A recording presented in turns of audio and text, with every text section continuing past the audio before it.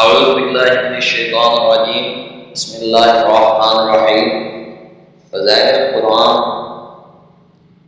آداب تلاوت مسواک اور وضو کے بعد کسی یک سوائی کی جگہ میں نہایت وقار تواضع کے ساتھ روح کا قبلہ بیٹھے اور نہایت ہی حضور قلب اور خشوع کے ساتھ اس لطف سے جو اس وقت کے مناسب ہیں اس طرح پڑھیں گویا خود حق سبحانہ عصمت کو کلام پاک سنا رہا ہے۔ اگر وہ معنی سمجھتا ہے تو تدبیر تفکر کے ساتھ آیات وعدہ رحمت پر دعائے مغفرت رحمت مانگے اور آیات عذاب پر اللہ سے پناہ چاہے۔ اس کے سوا کوئی بھی چارہ ساز نہیں۔ آیات تزکیہ تقدیس پر سبحان اللہ کہیں اور از خود تلاوت میں رونا نہ آئے تو رونے کی سعی کریں۔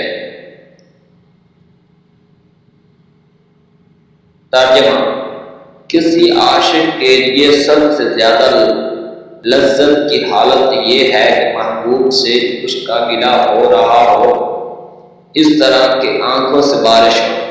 پس اگر یاد کرنا مقصود نہ ہو تو پڑھنے میں جلد نہ کریں۔ کلام پاک کو راحیل یا تکیہ یا کسی اونچی جگہ پر رکھیں۔ تلاوت کے درمیان میں کسی سے کلام نہ کریں۔ اگر کوئی ضرورت پیش ہی آ جائے تو کلام پاک بند کر کے بات کریں اور پھر اس کے بعد اعوذ باللہ پڑھ کر دوبارہ شروع کریں۔ اگر مجمع میں لوگ اپنے اپنے کاروباروں میں مشغول ہیں تو ایسا پڑھنا افضل ہے، ورنہ آواز سے پڑھنا اولا ہے۔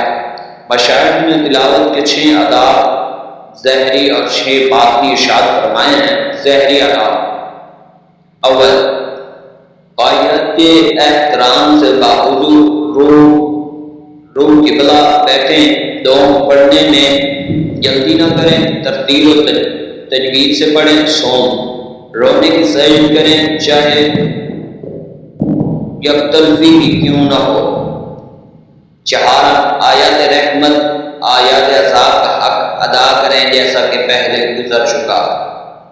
پنجم، اگر ریا کا احتمال ہو یا کسی دوسرے مسلمان کی تکلیف ہو، حرج کا اندیشہ ہو تو ایسا پڑھیں ورنہ آواز سے۔ ششم، خوشحالی میں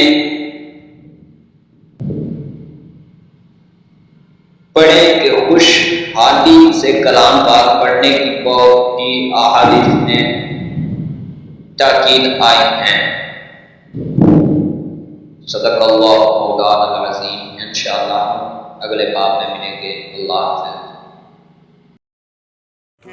کفر پہ تیرا بجلی پر کڑکنا یاد آئے گا، ہمیں امت تیرا جھگوی تڑپنا یاد آئے گا، برسنا یاد